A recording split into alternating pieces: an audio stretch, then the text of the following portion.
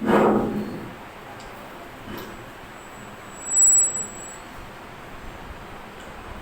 لله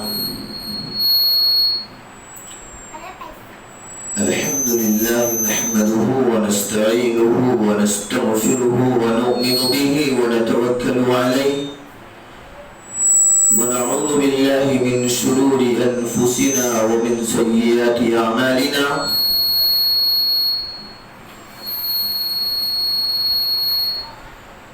من يهده الله فلا مضل له ومن يضلله فلا هادي له ونشهد أن لا إله إلا الله وحده لا شريك له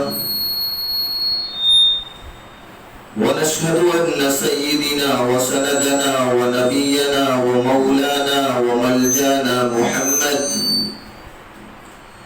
صلى الله عليه وعلى آله وأصحابه وبارك وسلم تسليما كثيرا كثيرا أما بعد فأعوذ بالله من الشيطان الرجيم بسم الله الرحمن الرحيم وما أرسلناك إلا رحمة للعالمين وقال الله تبارك وتعالى في الكلام المجيد والفرقان الحميد يا أيها الذين آمنوا أقيموا الصلاة وآتوا الزكاة واركعوا مع الراكعين وقال الله تبارك وتعالى في الكلام المجيد والفرقان الحميد فاعلم أنه لا إله إلا الله واستغفر ذنبك وللمؤمنين والمؤمنات صدق الله المولانا العظيم وصدق رسوله النبي الأمين المتين الكريم ونحن على ذلك لمن الشاهدين والشاكرين والحمد لله رب العالمين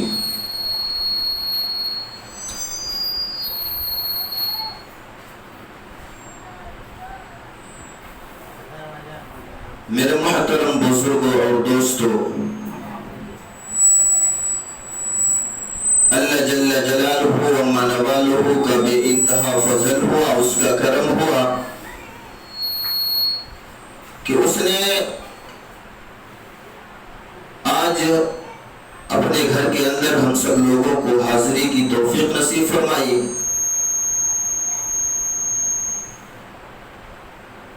اس مبارک دن کے اندر یعنی جو ہفتے کا سردار ہے، جمعہ کے دن ہم لوگوں کو ایک جگہ جمع ہو کر کے اپنی اور اپنے پیارے حبیب جناب محمد الرسول اللہ صلی اللہ علیہ وسلم کی متعلق کچھ باتیں کہنے اور سننے کی توفیق نصیب فرمائی۔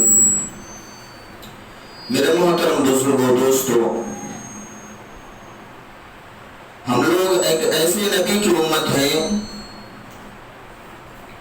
ایسے نبی کی امت ہے کہ جن کی تعریف کی جائے کم ہے۔ اس امت کے لیے پوری زندگی جن کے سینے کے اندر ایک کڑھن اور ایک درد رہا کرتا تھا کہ کس طریقے سے میری امت جہنم سے بچ کر جنت میں جانے والی بن جائے، ایسے نبی کی امت ہے ہم۔ میرے محترم بزرگوں اور دوستوں، ایسے نبی کی امت ہم ہیں کہ اگر اس کے نقش قدم پر، اس کے بتلائے ہوئے طریقے پر ہم چلیں تو میرے محترم بزرگوں اور دوستوں، ہم ہر ناممکن کو ممکن کر سکتے ہیں۔ آئیے اس نبی کی شان میں ایک مرتبہ درود پاک پڑھ لیں۔ اللهم صل على محمد وعلى آل محمد كما صليت على إبراهيم وعلى آل إبراهيم إنك حميد مجيد اللهم بارك على محمد وعلى آل محمد كما باركت على إبراهيم وعلى آل إبراهيم إنك حميد مجيد بلغ العلا بكماله كشف الدجى بجماله حسن سنت جمیع خصالہ صلوا علیہ وآلہ۔ میرے محترم بزرگوں اور دوستوں، میں نے دوران خطبہ کلام اللہ شریف کی مختصر سی آیت تلاوت فرمائی کہ جس میں اللہ جل جلالہ و منوالہ ارشاد فرماتے ہیں وَمَا أَرْسَلْنَاكَ إِلَّا رَحْمَةً لِلْعَالَمِينَ۔ اللہ جل جلالہ و منوالہ نے ارشاد فرمایا کہ اے میرے پیغمبر، اے میرے نبی، اے میرے محبوب، میں نے آپ کو ساری کائنات کے لیے رحمت بنا کر بھیجا۔ ہم سب کے آقا جناب محمد الرسول اللہ صلی اللہ علیہ وسلم اس دنیا کے اندر مبعوث ہوئے، اس دنیا کے اندر تشریف لائے تو ساری کائنات کے لیے رحمت بنا کر بھیجے گئے۔ اللہ نے یہ مرتبہ آدم علیہ السلام سے لے کر کے حضرت عیسیٰ علیہ نبینا علیہ السلام تک کسی نبی کو نہیں دیا۔ ہم سب کے آقا جناب محمد الرسول اللہ صلی اللہ علیہ وسلم کو اللہ جل جلالہ و منوالہ نے ایسا مقام عطا فرمایا کہ آدم علیہ السلام سے لے کر کے حضرت عیسیٰ علیہ نبینا علیہ السلام تک تقریباً 1,24,000 انبیاء علیہ السلام اس دنیا کے اندر تشریف لائے، اور اللہ جل جلالہ و منوالہ نے ہم سب کے آقا کالی کملی والے سنہری جالی والے احمد مجتبی محمد مصطفیٰ صلی اللہ علیہ وسلم کو ان سارے انبیاء علیہ السلام کا امامت کا صرف عطا فرمایا۔ ایسے نبی کی امت ہے کہ سر پہ نبوت کا تاج ہونے کے بعد بعض نبی نے دعا فرمائی کہ اے اللہ مجھے اس نبی کی امت میں پیدا فرما جس کی امت اشرف المخلوقات ہو۔ اے اللہ مجھے اس نبی کی امت میں پیدا فرما جو آخر الزمان ہو، خاتم النبیین ہو۔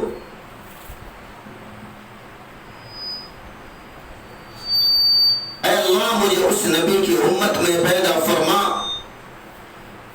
جن کے لیے 1,24,000 انبیاء علیہ السلام آپ دنیا کے اندر بھیجیں گے، جن کی وجہ سے یہ ساتوں زمین، ساتوں آسمان، سورج، چاند، ستارے، سیارے جتنے ہیں سب انہی کے لیے سجائے گئے۔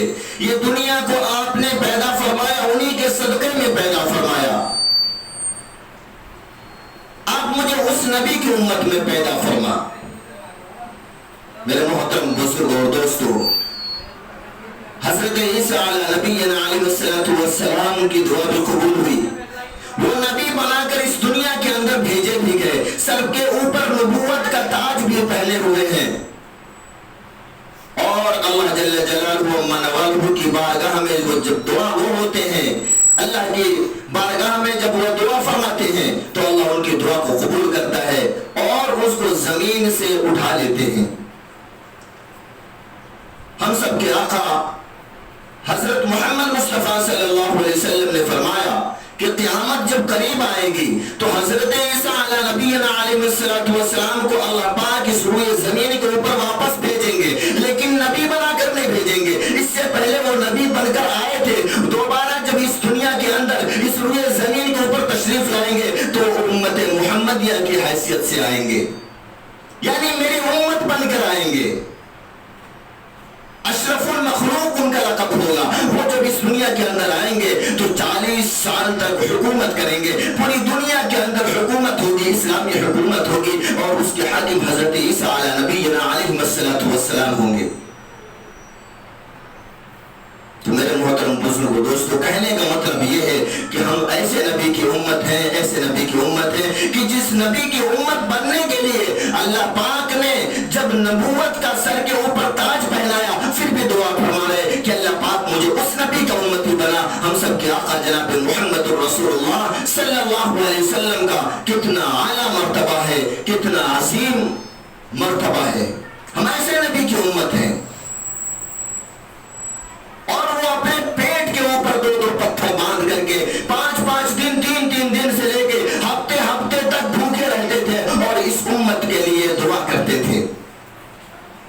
اللہ پاک میری امت کے گنہگاروں کو بخش دے. اور اللہ نے دعا پہ قبول فرمائی کہ میرے محبوب آپ پریشان مت ہو، جو آپ کی امت ہوگی میں اس کو بخش دوں گا، میں اس کو جنت عطا کر دوں گا. لیکن امت عالم دیر فیض ربانی شیخ عبد القادر جیلانی رحمت اللہ علیہ سے پوچھا گیا کہ امت کس کو کہتے ہیں، امت کس کو کہتے ہیں؟ انہوں نے کہا جن کی زندگی کے اندر 5 وقت کی نماز ہوگی، جو اپنی زندگی کو آقا نامدار تاجدار مدینہ سرور کونین صلی اللہ علیہ وسلم کے سنت کے مطابق گزارے گا. جس طرح سے آقا علیہ السلام نے تجارت کی ہے، جس طریقے سے آقا علیہ السلام نے اپنے معاملات کو لوگوں کے سامنے پیش کیا ہے، اچھے اخلاق پیش کیے ہیں، اس طریقے سے آقا علیہ السلام کے طرز پر اگر انسان اپنی زندگی کو گزارتا ہے تو وہ امت محمدیہ ہے، یعنی اس نبی کی امت ہے. آج ہم اپنے گربان کے اندر خود منہ ڈال کر دیکھیں کہ ہم امت محمدیہ کہلانے کے حقدار ہیں یا نہیں ہیں. میرے محترم بزرگوں دوستو، حضرت عمر فاروق رضی اللہ تعالیٰ عنہ، اللہ کے رسول صلی اللہ علیہ وسلم جب اس دنیا سے پردہ فرمائے، اس کے بعد خلیفۃ المسلمین حضرت ابو بکر صدیق رضی اللہ تعالیٰ عنہ بنے، اور حضرت ابو بکر صدیق رضی اللہ تعالیٰ عنہ جب اس دنیا سے پردہ فرمائے تو خلیفۃ المسلمین حضرت عمر فاروق رضی اللہ تعالیٰ عنہ بنے. یعنی مسلمانوں کے خلیفہ وہ ایسے جلیل القدر صحابی ہیں کہ جن کی وجہ سے پورا عرب شہر دہلتا تھا. یہاں تک کہ اگر راستے میں شیطان بھی گزرتا تھا، اگر حضرت عمر فاروق رضی اللہ تعالیٰ عنہ اس راستے سے چلے جاتے تھے تو شیطان بے تحاشا بھاگتا تھا. وہ اگر اشارہ کر دے زمین کے اندر تو زمین اگر کسی کا حق دبائی ہے تو وہ اس کا حق باہر نکال کے پھینک دیتی تھی. ایک واقعہ ہے کہ حضرت عمر رضی اللہ تعالیٰ عنہ کی عدالت صبح سے لگتی تھی اور دوپہر تک، یعنی صبح سے پہلے ختم ہوتی تھی، کیونکہ اس وقت کھانے وغیرہ کا کام ہوتا تھا.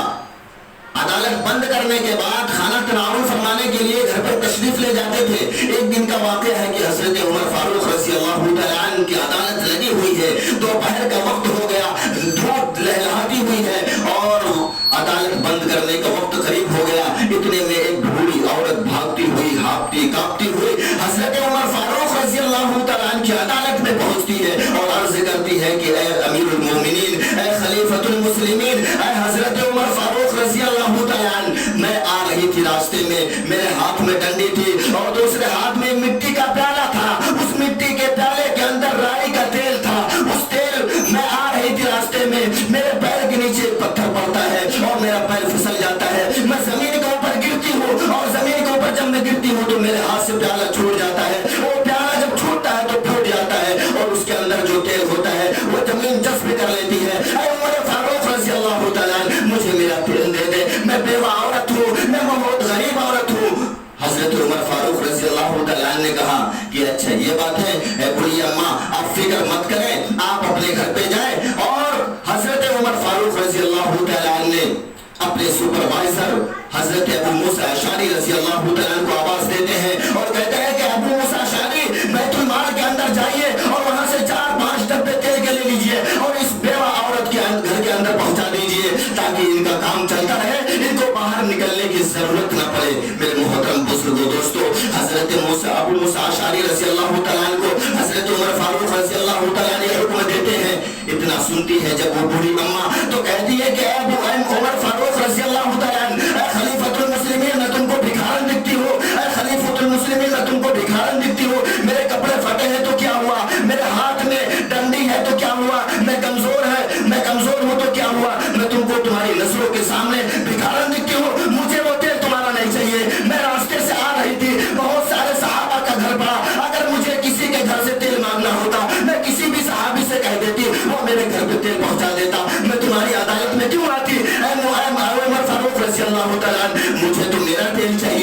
زمین نے نکل لیا ہے، مجھے وہ تیل چاہیے۔ اگر تو محمد عربی صلی اللہ علیہ وسلم کے نقش قدم پر چلے گا، چلتا ہوگا، اگر تیری زندگی میں آقا مدنی جناب محمد رسول اللہ صلی اللہ علیہ وسلم کا طریقہ ہوگا تو میرا تیل اس زمین سے نکلوا کر کے تو واپس دے گا۔ حضرت عمر فاروق رضی اللہ تعالیٰ عنہ کہنے لگے، اے اماں آپ کو کیا ہو گیا؟ آپ یہ تو ناممکن ہے، زمین جو تیل ہے جذب کر لی ہے اپنے اندر، وہ تیل کیسے میں نکلوا سکتا ہوں؟ اور رہی سوال آقا علیہ السلام کے نقش قدم پر زندگی گزارنے کی، تو اے اماں میں پوری زندگی سے یہی کوشش کرتا ہوں کہ آقا مدنی جناب محمد رسول اللہ صلی اللہ علیہ وسلم کے نقش قدم پر میں اپنی زندگی کو 100% اتارنا چاہتا ہوں اور اس پہ عمل کرنا چاہتا ہوں، لیکن یہ ناممکن ہے کہ مٹی اگر جذب کر لی ہے آپ کا تیل تو وہ میں کیسے نکلوا سکتا ہوں؟ یہ تو ناممکن ہے۔ اور وہ بڑی اماں کہتی ہے کہ اس کا مطلب پتا چلتا ہے، صاف صاف پتا چلتا ہے کہ تو آقا علیہ السلام کی زندگی کو اپنی زندگی کے طرز پر نہیں گزارتا ہے، آقا علیہ السلام کے طریقے اپنی زندگی میں گزارتا ہے، آقا علیہ السلام کے طریقے پر تو حکومت نہیں کرتا ہے۔ اگر تو حاکم ہے، اگر تو خلیفۃ المسلمین ہے، آقا علیہ السلام کے نقش قدم پر اپنی زندگی کو گزارتا ہے، تو کوئی ناممکن نہیں ہے، وہ تیل بھی تو نکال سکتا ہے۔ اگر تو نکال لے گا تو میں سمجھوں کہ آقا علیہ السلام کے نقش قدم پر تو اپنی زندگی کو گزار رہے ہو۔ اگر تیل میرا نہیں واپس زمین دیتی ہے تو میں سمجھوں گی کہ تو آقا علیہ السلام کے نقش قدم پر نہیں چلتا ہے۔ میرے محترم بزرگوں دوستوں، اتنا سننا تھا کہ حضرت عمر فاروق رضی اللہ تعالیٰ جو پڑے رونے لگے۔ اس کے بعد ایک چمڑے کے ٹکڑے کو اٹھاتے ہیں، اس کے اوپر تحریر فرماتے ہیں اور کہتے ہیں بڑی اماں، اے بڑی اماں اس ٹکڑے کو لے کے جا اور جس جگہ پہ تیرا تیل گرا ہوا ہے، تیرا پیالہ جہاں گرا تھا اس جگہ پہ اس زمین کے اوپر رکھ دینا۔ سارے صحابہ رضی اللہ تعالیٰ عدالت میں بیٹھے ہوئے تھے، سب پر پریشان ہو گئے کہ حضرت عمر فاروق رضی اللہ تعالیٰ کا آج جائزہ لینے کا وقت ہے۔ وہ تعویذ بنا کے کیا دیے ہیں زمین کے اوپر رکھنے کا؟ سارے صحابہ نے کہا چلو ہم بھی چلتے ہیں۔ وہ بڑھیا ماتا کو لیتی ہے، چمڑے کے ٹکڑے کو اور چل دیتی ہے، وہ جس جگہ پہ پہنچتی ہے جہاں پر وہ تیل گرا ہوا تھا اس تیل کی جگہ پر رکھ دیتی ہے، اور ساتھ میں صحابہ کرام رضوان اللہ تعالی علیہم اجمعین کے حضرت عمر فاروق رضی اللہ تعالی کے صاحبزادے حضرت عبداللہ رضی اللہ تعالی بھی گئے، وہ بھی گئے، سارے صحابہ بھی گئے۔ اور بوڑھی اماں جب وہاں جگہ پر پہنچتی ہے جس جگہ پر وہ پیالی گری تھی اور جس زمین نے اس تیل کو جذب کیا تھا اسی جگہ پر وہ چمڑے کے ٹکڑے کو رکھتی ہے۔ سارے صحابہ کہتے ہیں قربان جائیے آقا نامدار تاجدار مدینہ سرور کونین صلی اللہ علیہ وسلم کی ذات اقدس پر کہ جس کے نقش قدم پر حضرت عمر فاروق رضی اللہ تعالیٰ عنہ چلتے تھے، جس کے نقش قدم پر حضرت عمر فاروق رضی اللہ تعالیٰ عنہ کی عدالت لگتی تھی، ان کی عدالت قائم ہوتی تھی۔ انہوں نے ایک چمڑے کے ٹکڑے پر کچھ تحریر فرما کر دیے اور بڑھیا ماں لے کر کے گئی اس زمین کے اوپر رکھتی ہے، اور اتنا رکھنا ہی وہ تھا کہ اس زمین سے تیل کے فوارے، تیل کے چشمے جاری ہو گئے۔ بڑھیا ماں نے کہا کہ واقعی میں اے عمر فاروق تو اللہ کے نبی صلی اللہ علیہ وسلم کے نقش قدم پر حکومت کرتا ہے، تو آقا علیہ السلام کے نقش قدم پر اپنی زندگی کو گزارتا ہے۔ تیری زندگی کے اندر 100% اللہ کے رسول صلی اللہ علیہ وسلم کے طریقے ہیں، تیری زندگی کے اندر آقا علیہ السلام کے 100% طریقے ہیں۔ وہ تیل کو اٹھاتی ہے اور پیالے بھی لے کے گئی تھی، اس پیالے کے اندر تیل کو لیتی ہے اور واپس چلی جاتی ہے۔ وہ حضرت عبداللہ جو حضرت عمر رضی اللہ تعالیٰ عنہ کے ساتھ جاتے تھے اس جگہ پر بھی کھڑے ہوئے ہیں، سارے صحابہ بھی کھڑے ہوئے ہیں اور یہ منظر دیکھ رہے ہیں۔ قربان جائیے آقا علیہ السلام کے نقش قدم پر چلنے والوں کا وہ حضرت عمر فاروق رضی اللہ تعالیٰ عنہ کے صاحبزادے تھے، کسی کی ہمت نہیں ہو رہی تھی کہ اس چمڑے کے ٹکڑے کو واپس اٹھا لے، لیکن حضرت عبداللہ رضی اللہ تعالیٰ عنہ آگے بڑھتے ہیں اور ایک کپڑا لیتے ہیں، وہ چمڑے کے اوپر رکھ دیتے ہیں، اس چمڑے کے ٹکڑے کو اٹھاتے ہیں اور کہتے ہیں کہ صحابہ آپ لوگ گواہ رہنا، میں اپنے والد کے کسی کی امانت میں خیانت نہیں کیا۔ اس چمڑے کے ٹکڑے کو اٹھاتے ہیں اور کہتے ہیں چلیے حضرت عمر فاروق رضی اللہ تعالیٰ عنہ کی عدالت میں پہنچتے ہیں اور دیکھتے ہیں کہ حضرت عمر فاروق رضی اللہ تعالیٰ عنہ اسی جگہ پر بیٹھے ہوئے ہیں جس جگہ پر بیٹھ کر کے یہ چمڑے کے ٹکڑے کے اوپر تحریر فرما کر دیے تھے۔ بے تحاشا رو رہے تھے، بے تحاشا ہچکیاں بھر بھر کے رو رہے تھے، آنکھ سے آنسو کے اشک جاری تھے، داڑھی مبارک سے آنسو کے قطرے ٹپک رہے تھے۔ حضرت عمر فاروق رضی اللہ تعالیٰ عنہ کے صاحبزادے حضرت عبداللہ رضی اللہ تعالیٰ عنہ پہنچتے ہیں اور پیٹھ کے اوپر ہاتھ رکھتے ہیں اور کہتے ہیں میرے والد محترم، میرے والد محترم، وہ زمین جو جو تھی وہ تیل واپس کر دی ہے اور وہ بڑھیا ماں اپنا تیل لے کر کے واپس چلی گئی ہے، تو حضرت عمر فاروق رضی اللہ تعالیٰ عنہ اپنے چہرے کو اپنے بیٹے اپنے صاحبزادے حضرت عمر فاروق حضرت عبداللہ رضی اللہ تعالیٰ عنہ کی طرف کرتے ہیں اور کہتے ہیں بیٹا وہ چمڑے کا ٹکڑا لاؤ۔ حضرت عبداللہ رضی اللہ تعالیٰ عنہ نے وہ چمڑے کا ٹکڑا اپنے والد محترم حضرت عمر فاروق رضی اللہ تعالیٰ عنہ کو واپس دے دیتے ہیں۔ سارے صحابہ کہتے ہیں کہ اے امیر المومنین، اے خلیفۃ المسلمین، اے حاکم مسلمانوں کے حاکم، آپ نے اس چمڑے کے ٹکڑے پہ کیا لکھا ہوا تھا؟ آپ نے اس چمڑے کے ٹکڑے پہ کیا لکھا ہوا تھا کہ زمین جو جذب کر لی ہے، جو تیل کو اپنے اندر جذب کر لی ہے، وہ بھی اس تیل کو واپس کرنے پہ مجبور ہو جاتی ہے۔ آپ کے ٹکڑے کے اوپر جو تحریر لکھی ہوئی ہے، آپ نے اس کے اوپر کیا لکھا تھا؟ آپ ذرا واضح کر دیں تو بہتر ہوگا۔ حضرت عمر فاروق رضی اللہ تعالیٰ عنہ کہتے ہیں میں اس چمڑے کے ٹکڑے پہ 2 بات لکھا تھا، اس چمڑے کے ٹکڑے پر 2 بات لکھا تھا۔ پہلی بات میں نے لکھا تھا کہ اے زمین تو بھی اللہ کی مخلوق ہے، اے زمین میں بھی اللہ کا مخلوق ہوں، اے زمین اللہ نے تجھے بھی پیدا کیا ہے، اللہ نے مجھے بھی پیدا کیا ہے، اے زمین تو تجھے محمد صلی اللہ علیہ وسلم کا واسطہ ہے، تجھے محمد صلی اللہ علیہ وسلم کا واسطہ ہے، تجھے محمد صلی اللہ علیہ وسلم کا وسیلہ دیتا ہوں، جو اس بوڑھی ماں کا تو نے تیل جذب اپنے اندر کیا ہے اس کو تو واپس کر دے۔ پہلی بات تو یہ لکھا تھا۔ دوسری بات یہ لکھا تھا اے زمین اگر تو اس بوڑھی ماں کے تیل کو واپس نہیں کرے گی، اے زمین اگر اس بوڑھی ماں کے تیل کو تو واپس نہیں کرے گی تو تیرے اندر سمجھ لینا میں اس وقت کا خلیفۃ المسلمین ہوں، اس وقت کا میں حاکم ہوں، میں تیرے اندر بے نمازی کو دفن کر دوں گا۔ میرے محترم بزرگوں دوستو، عالم دین فیض ربانی شیخ عبد القادر جیلانی رحمۃ اللہ علیہ فرماتے ہیں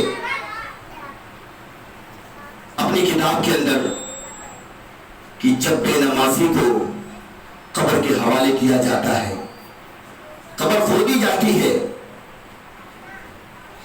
تو وہ قبر آواز دیتی ہے، جن اور انس کے علاوہ سارے جاندار سنتے ہیں۔ شیخ عبد القادر جیلانی رحمۃ اللہ علیہ نے فرمایا اگر اس آواز کو انسان اور جنات سنتے تو کوئی بے نمازی نہیں رہتا، لیکن قربان جائیے آقا علیہ الصلوۃ والسلام نے فرمایا کہ اس آواز کو انسان اور جنات کے علاوہ سارے جانور سنتے ہیں، سارے جاندار سنتے ہیں، اس لیے کہ اس کو اللہ پاک نے پردے میں رکھا ہے۔ انہوں نے فرمایا کہ جب قبر کھودی جاتی ہے تو قبر آواز دیتی ہے کہ میرے اندر بے نمازی کو دفن مت کرنا، اگر بے نمازی کو لے جاتے ہیں تو منع کرتی میرے اندر مت لے کر آؤ، اس لیے کیونکہ بے نمازی جب زمین کے اندر دفن ہوتا ہے تو اتنا زمین کا حصہ جہنم کے گڈھوں میں سے گڈھا بن جاتا ہے۔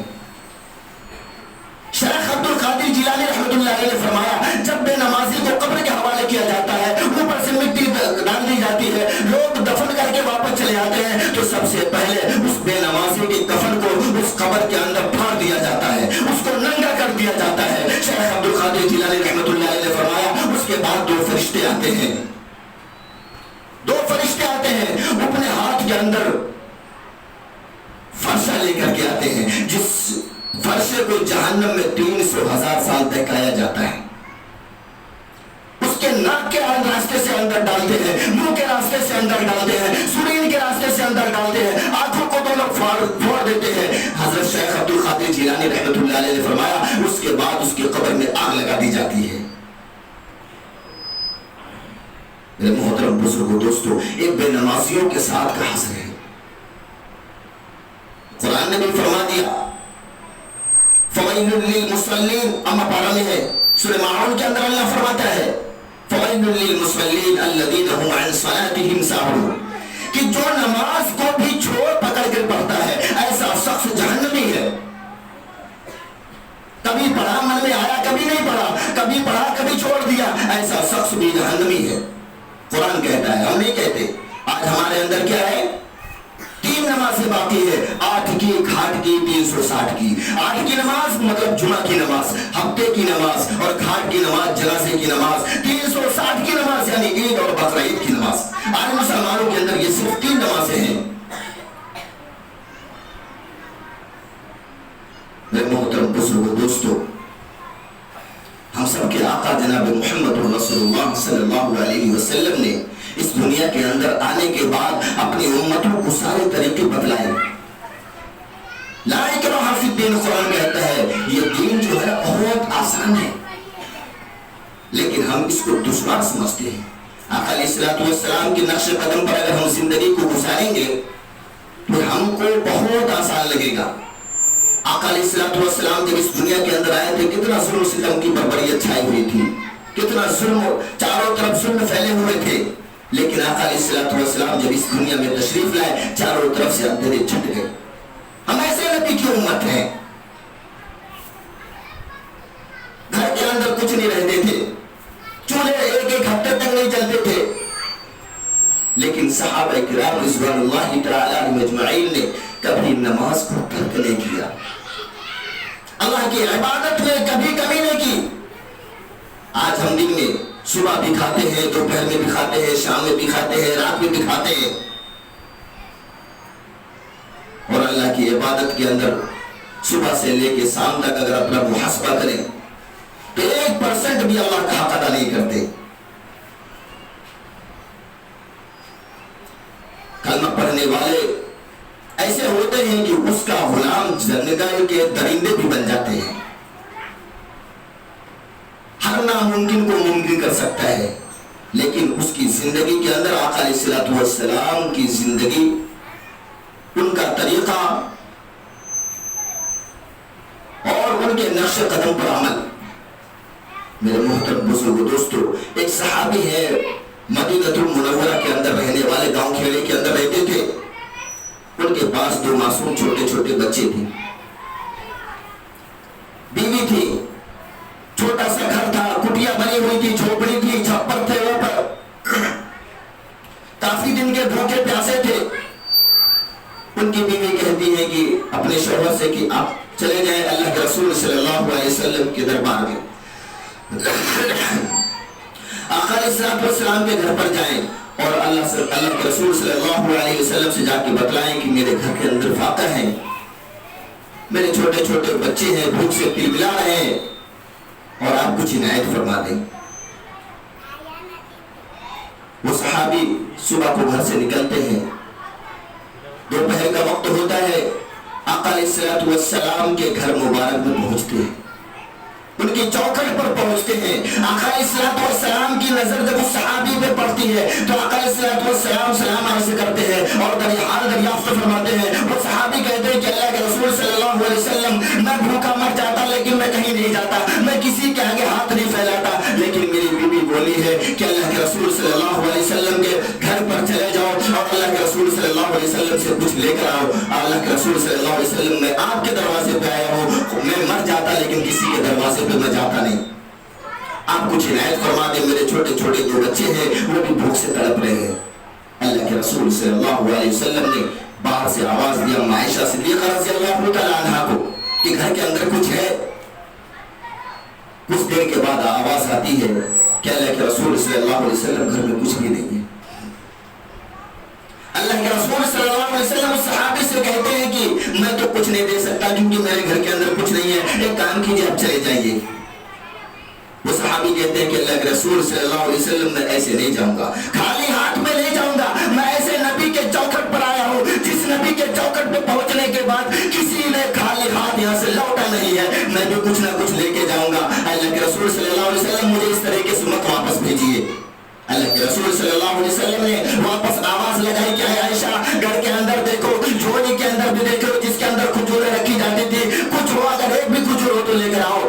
اللہ کے رسول صلی اللہ علیہ وسلم نے جب آواز لگائی تو اما عائشہ صدیقہ رضی اللہ تعالی عنہا نے آواز دی کہ اللہ کے رسول صلی اللہ علیہ وسلم گھر کے اندر تو کھجور نہیں ہے لیکن کھجور کی ایک گٹھلی ہے. اللہ کے رسول صلی اللہ علیہ وسلم نے فرمایا اے عائشہ لے کر آؤ. وہ لا کر کے اما عائشہ صدیقہ رضی اللہ تعالی عنہا نے حضرت حضور صلی اللہ علیہ وسلم کے ہاتھ مبارک میں جب دیتی ہے تو اللہ کے رسول صلی اللہ علیہ وسلم اس کھجور کے گٹھلی کو اس صحابی کو دیتے ہیں اور کہتے ہیں اس کو لو اور لے کے جاؤ.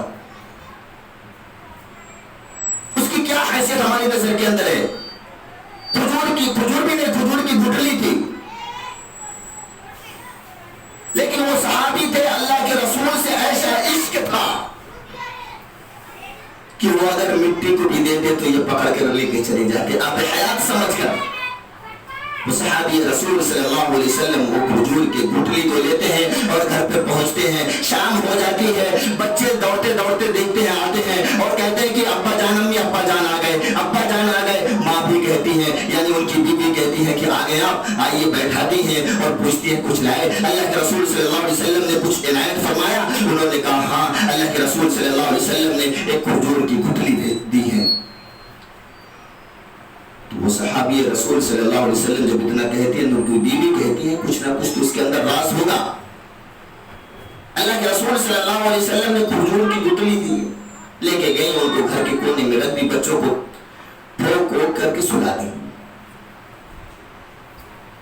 لیکن رات میں یہ تہجد کے لیے جب اٹھتی ہیں تو ان کے دماغ کے اندر ایک بات آتی ہے کہ اللہ کے رسول صلی اللہ علیہ وسلم نے کھجور کی گٹلی دی ہے, وہ نہ ہو اس کے اندر کچھ تو بات ہوگی, ورنہ آقا علیہ الصلوۃ والسلام کیوں کھجور کی گٹلی دیتے؟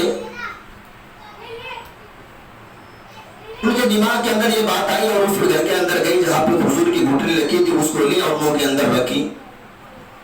تو کہتے قربان جائے آقا نامدار تاجدار مدینہ سرور کونین صلی اللہ علیہ وسلم کی ذات اقدس پر کہ وہ جو کھجور کی گٹلی دی تھی, میں نے اس کھجور کی گٹلی کو اپنے منہ کے اندر رکھتی ہوں تو ایک طرف سے دودھ نکلتا ہے اور دوسری طرف سے شہد نکلتی ہے. اور ایسی شہد میں نے بہت شہد کھائی لیکن ایسا مزہ کسی شہد میں نہیں پایا. میں نے بہت دودھ پیا لیکن ایسا مزہ کسی دودھ میں نہیں پایا. اس کے بعد میں آتی ہوں, اپنے شوہر کو جگاتی ہوں اور کہتی ہوں اللہ کے رسول صلی اللہ علیہ وسلم نے جو یہ کھجور کی گٹلی دی تھی یہ تو عجیب ہے, اس کو منہ کے اندر رکھو تو ایک طرف سے شہد نکلتی ہے اور دوسری طرف سے دودھ نکلتا ہے. شوہر نے بھی کہا لائیے دیکھتے ہیں, ہم بھی دیکھتے ہیں. وہ بھی اپنے منہ کے اندر رکھتے ہیں تو ایک طرف سے شہد نکلتی ہے اور دوسری طرف سے دودھ نکلتا ہے. انہوں نے اپنے بچوں کو جگایا, نیند سے بیدار کیا اور اپنے بچوں کے منہ میں بھی رکھتی ہیں تو ایک طرف سے دودھ اور دوسری طرف سے شہد نکلتی ہے. میرے محترم بزرگوں دوستوں, وہ صحابی اور ان کی بیوی بچے بھی پیٹ بھر کر کے پیے. اس کے بعد پھر لے کے جا کے اس کو ڈھک دیتی ہیں, اوپر سے کپڑا ڈھک دیتی ہیں. اس کے بعد جب فجر کی اذان ہوتی ہے, فجر کی نماز سے فارغ ہونے کے بعد بچے کہتے ہیں امی واپس کھجور کی گٹلی لے کر آؤ, واپس ہم لوگ پیئیں گے. تو جب ان کی والدہ محترمہ جاتی ہے, کپڑے کو ہٹاتی ہے تو دیکھتی ہے نیچے ایک سونے کا ٹکڑا رکھا ہوا ہے. کھجور کی گٹلی جو تھی وہ غائب ہے, ایک سونے کا ٹکڑا رکھا ہوا ہے. وہ صحابیہ رضی اللہ تعالیٰ اپنے شوہر کے پاس آتی ہے اور کہتی ہے کہ میرے شوہر, میں گھر کے اندر جہاں کھجور کی گٹلی رکھی تھی اس کے اوپر سے کپڑا بھی ڈھک دی تھی اور اس کپڑے کو جب میں دوبارہ ہٹاتی ہوں تو وہاں پہ یہ سونے کے ٹکڑے ملتے ہیں. وہ صحابی کہتے ہیں کہ لائیے اس کو میں اللہ کے رسول صلی اللہ علیہ وسلم کی خدمت میں لے کر جاؤں, یہ اللہ کے رسول صلی اللہ علیہ وسلم کا حق ہے, ہم لوگوں کا حق نہیں ہے. وہ صحابی سونے کا ٹکڑا لیتے ہیں اور آقا علیہ الصلوۃ والسلام کی بارگاہ میں پہنچتے ہیں اور کہتے ہیں کہ اللہ کے رسول صلی اللہ علیہ وسلم یہ آپ لے لیجئے, کیونکہ آپ نے جو کھجور کی گٹلی دی تھی اس کھجور کی گٹلی کو لے کے گئے اور میری بیوی نے اس کو سامنے رکھ دیا. پھر رات میں وہ تہجد میں اٹھتی ہے, ان کے دماغ کے اندر یہ بات آتی ہے کہ اللہ کے رسول صلی اللہ علیہ وسلم نے اس کھجور کی گٹلی کو دیے ہیں, اس کے اندر کچھ راز کی بات ہوگی. وہ اٹھاتی ہے, رات میں اٹھا کر اپنے منہ کے اندر رکھتی ہے تو ایک طرف سے شہد نکلتی ہے اور دوسری طرف سے دودھ نکلتا ہے. میری بیوی مجھے آ کے بتاتی ہے, میں بھی اپنے منہ کے اندر رکھتا ہوں تو ایک طرف سے شہد نکلتی ہے اور دوسری طرف سے دودھ نکلتا ہے. اپنے بچوں کو, ننھے منھے بچوں کو جو سو گئے تھے ان کو جگا کر کے ان کو بھی ان کے منہ میں رکھا, وہ بھی پیٹ بھر کر کے پیے, ہم بھی پیے پیٹ بھر کر کے, میری بیوی بھی پی. اس کے بعد اس کھجور کی گٹلی کو لے کر جا گئی اور گھر کے اندر رکھ دی, اوپر سے لحاف رکھ دیا. تو صبح کے وقت بچے ضد کرنے لگے, واپس میری بیوی جاتی ہے اور کپڑے کو ہٹاتی ہے تو دیکھتی ہے کہ یہ ٹکڑا سونے کا اس کے نیچے پڑا ہوا ہے. اللہ کے رسول صلی اللہ علیہ وسلم اس کو آپ قبول فرما لیں, یہ آپ کا حق ہے. اللہ کے رسول صلی اللہ علیہ وسلم فرماتے نہیں, یہ آپ کا حق ہے, میں نے آپ کو دے دیا تھا, اس کا مالک میں آپ کو بنا دیا تھا, آپ لے کر جائیں. کیونکہ آپ اللہ کی ذات پر توکل کرتے ہیں تو اللہ ہر ناممکن کو ممکن کر دے گا. میرے محترم بزرگوں دوستو, ابھی جلدی کا واقعہ, شیخ ہارون رحمت اللہ علیہ, بہت بڑے اللہ کے ولی شیخ ہارون رحمت اللہ علیہ اتنے بڑے حاکم تھے کہ وہ ایک مرتبہ کتابوں میں لکھا کہ آسمان کی طرف اپنی نظر کو کہہ کے کرتے ہیں اور کہتے ہیں کہ اے آسمان تو بارش کو برس, جہاں جہاں پر تیری بوند پڑے گی وہاں پر ہارون رشید کی حکومت ملے گی. وہاں پہ تجھے ہارون رشید کی حکومت ملے گی، جس جگہ پہ تو برسے گا اس جگہ پر ہارون رشید کی حکومت ملے گی۔ اتنے بڑے حاکم تھے وہ، اتنے بڑے بادشاہ تھے۔ ایک مرتبہ ان کو کسی نے کہا کہ بادشاہ سلامت، آج کل چوریاں عام ہو گئی ہیں، چوری عام ہو گئی ہے، اور آج بھی رات میں گھر میں چوری ہوئی، 10 چور نے چوری کی ہے، اور فلاں جگہ فلاں گھر کے اندر دروازے بند ہے، اس کے اندر وہ چور بیٹھ کر کے بٹوارا کر رہے ہیں۔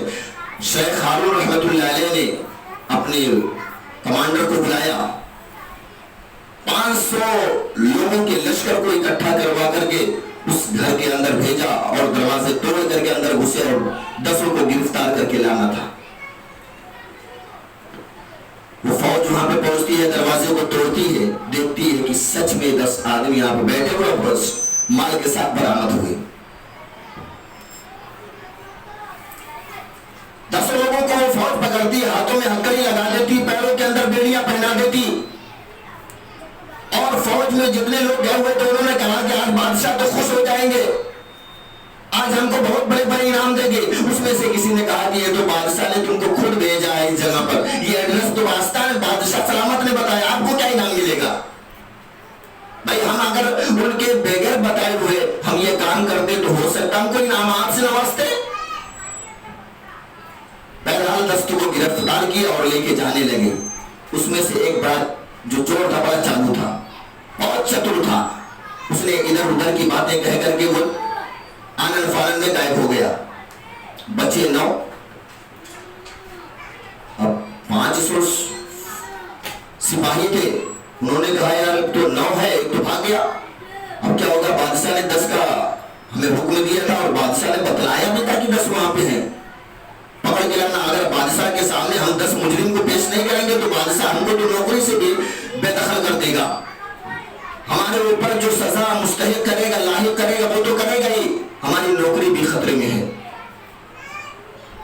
وہ فوج جو تھی، سارے لوگوں نے آپس میں باتیں کر رہے تھے، راستے میں دیکھے کہ ایک آدمی، ایک کسان ہے جو لنگوٹا پہنا ہوا ہے اور کھیت کے اندر کام کر رہا ہے۔ ایک کی نظر پڑتی، بولتے اس کو پکڑ لو، 10 پورے ہو جائیں گے، لیکن چلیے ہماری نوکری کا سوال ہے، ہماری نوکری بچ جائے گی، اس کو پکڑ لو اور لے کے چلیے بادشاہ کی عدالت میں۔ آدمی وہی ہو رہا ہے، بے قصور کو پکڑ کر کے جیلوں کے سلاخوں کے پیچھے کر دیا جا رہا ہے۔ یہ ایمان کی کمزوری ہے۔ وہ شخص کو اس کے پاس جاتے ہیں، وہ کسان کے پاس جاتا ہے اور بولتے تو نے چوری کی ہے؟ انہوں نے کہا بھائی میں تو چوری کیا، میں کبھی چوری کے بارے میں سوچ بھی نہیں سکتا، میرے 2 چھوٹے چھوٹے بچے، ایک بیوی ہے، بہت دور رہتی ہے، میرے آگے پیچھے کچھ نہیں، میں محنت کے علاوہ کچھ نہیں کرتا۔ انہوں نے کہا نہیں، وہ جو سپاہی لوگ کے ہاتھوں میں ہتھکڑیاں اس کے بھی پہنا دیا اور پیروں میں بیڑیاں لے کر کے ساتھ میں پہنچے۔ بادشاہ نے ایک ایک کر کے سب کو بلایا۔ جب یہ کسان پہنچتا ہے تو کہتا ہے کہ بادشاہ میں چور نہیں ہوں، میں چور نہیں۔ بادشاہ نے کہا سارے لوگ تو ایسے بولتے، کہاں چور بولتا کہ میں چور ہوں؟ سب کو جیل کے اندر بند کرا دیے۔ کتابوں میں لکھا ہے کہ 1 مہینے کے بعد بادشاہ کا جب غصہ ٹھنڈا ہوتا ہے تو بادشاہ نے اعلان فرما دیتے کہ جتنے قیدی ہیں سب قیدی تحریر فرمائے، یعنی چٹھی لکھیں اپنے گھر پہ، اپنے رشتہ داروں میں یا ان کے جو ملنے جلنے والے ہوں ان کے پاس، کہ وہ آئیں اور معاوضہ دے کر کے اپنے قیدی کو چھوڑا کر لے کر جائیں۔ 9 لوگوں نے چٹھی لکھ دی، 9 جو چور تھے انہوں نے چٹھی لکھ دی، سارے لوگ چلے گئے۔ اور جب ان سے کہا گیا تو بولے بھائی میرے پاس تو کوئی نہیں ہے، میری بیوی بہت دور رہتی ہے، میرے 2 چھوٹے چھوٹے بچے، نہ میرا کوئی رشتہ دار ہے نہ میرا کوئی دوست ہے، میں کس کو چٹھی لکھوں؟ میں نہیں لکھوں گا۔ بہرحال کچھ دن اور گزرے جیل کے اندر۔ ایک دن وہ کہنے لگا کسان کے بعد چٹھی لائیے، لیٹر پیڈ دیجیے، میں چٹھی لکھوں گا۔ ارے بھائی وہ بولا جو کمشنر تھا وہاں کا، انہوں نے کہا بھائی ابھی تو تمہارے پاس کوئی نہیں تھا، کس کو چٹھی لکھے گا؟ بولے مل گیا ایک، لائیے دیجیے اور میں لکھتا ہوں۔ انہوں نے لکھا کہ اللہ تو جانتا ہے میں تجھ سے محبت کرتا ہوں، اے اللہ میں تیرے نبی کے نقش قدم پر اپنی زندگی کو گزارنے کی کوشش کرتا تھا، تو جانتا ہے میں چور نہیں ہوں، یہ میری بات میری بیوی کو بھی پہنچا دے اور یہ میری بات میرے بچوں کو پہنچا دے، میرے آقا جناب محمد رسول اللہ صلی اللہ علیہ وسلم جو مدینہ کے اندر آرام فرما رہے ہیں ان تک بھی میری بات یہ پہنچا دے۔ وہ چٹھی کو واپس دیتا ہے، وہ سامنے والا بولتا بھائی اس کا ایڈریس پتا تو کچھ ہے؟ بولے کوئی ایڈریس پتا نہیں، اس کو ہوا کے اندر اڑا دے۔ پاگل ہے کیا تو؟ ہوا میں چٹھی اڑا پہنچ جائے گی؟ بولا ہاں، تو جا جتنا میں کہتا ہوں اتنا کر۔ وہ جا کر کے ہوا میں اڑاتا ہے۔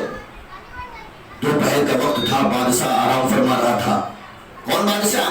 ہارون رشید رحمت اللہ علیہ۔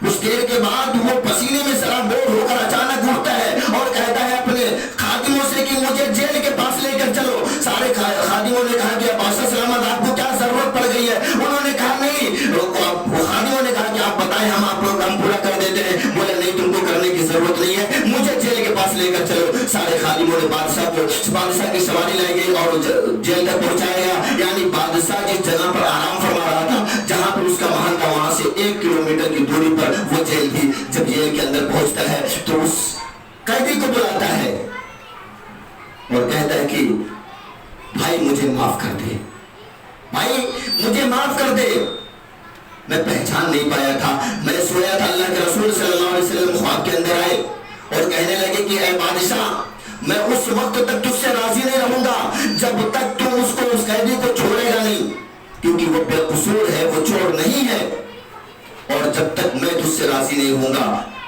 اللہ بھی تجھ سے راضی نہیں رہے گا۔